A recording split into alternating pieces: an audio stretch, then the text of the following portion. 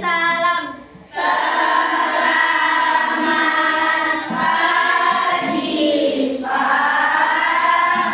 Selamat pagi, silakan duduk.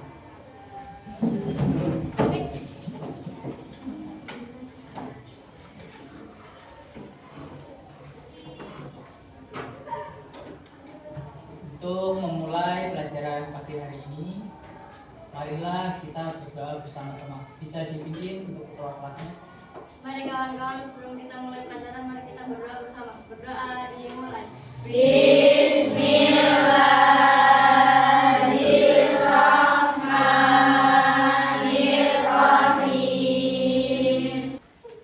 Untuk materi pada pagi hari ini yaitu mengenai tentang variasi.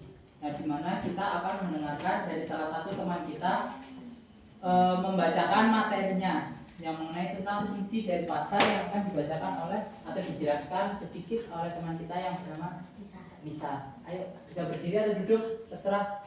Duduk aja.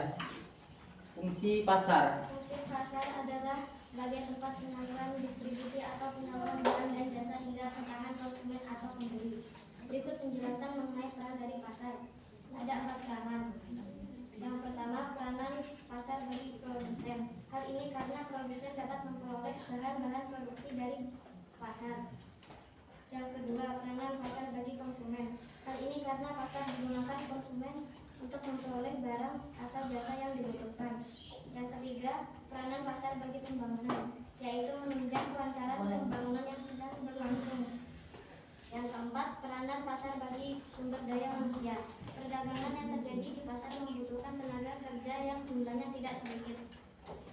Ya, itu tadi beberapa penjelasan atau pembahasan mengenai tentang fungsi pasar, yaitu fungsi pasar yaitu tempat penyaluran distribusi atau penyaluran barang dan jasa hingga ke tangan konsumen. Ada 4 fungsinya. Yang pertama, peran pasar bagi produsen yaitu dapat memperoleh bahan-bahan produksi dari pasar. Yang kedua, peran pasar bagi konsumen yaitu di mana pasar itu tempat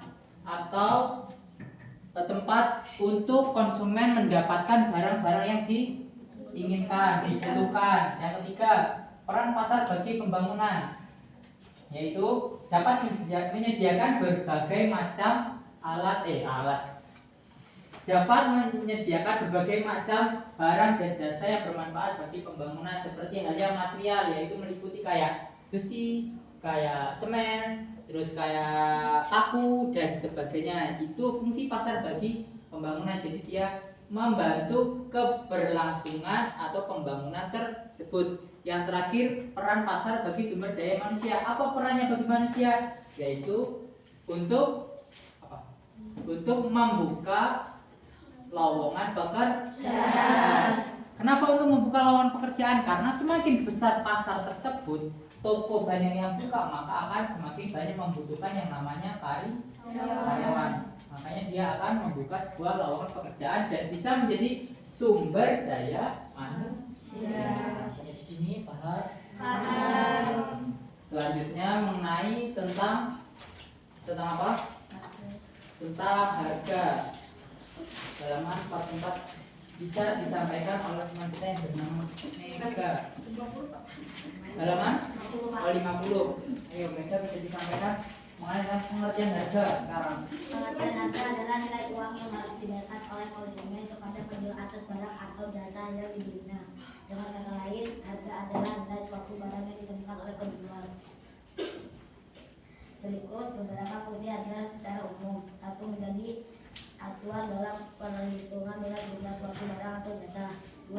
Membantu aktivitas transaksi di mana harga yang sudah terbentuk akan menyampaikan. Nah, itu tadi beberapa penjelasan mengenai fungsi dari harga atau pengertian harga, yaitu harga sendiri adalah sebuah nilai uang yang harus dibayarkan oleh konsumen kepada penjual atas barang atau jasa yang dibelikan. Jadi harga itu sebuah nominal yang tertera pada barang atau jasa yang akan kita inginkan atau kita beli. Jadi harga itu apa harga? Harga adalah nilai uang yang harus kita kita bayar kepada penjual untuk mendapatkan barang tersebut. Ada beberapa fungsi harga, yaitu ada 5. Yang pertama menjadi acuan dalam memperhitungkan nilai jual suatu barang atau jasa. Jadi harga itu bisa menjadi patokan untuk penjual dan pembeli untuk bisa deal. Maksudnya deal itu apa? Sama-sama saling setuju dengan harga tersebut, dengan barang dan nominal barang tersebut.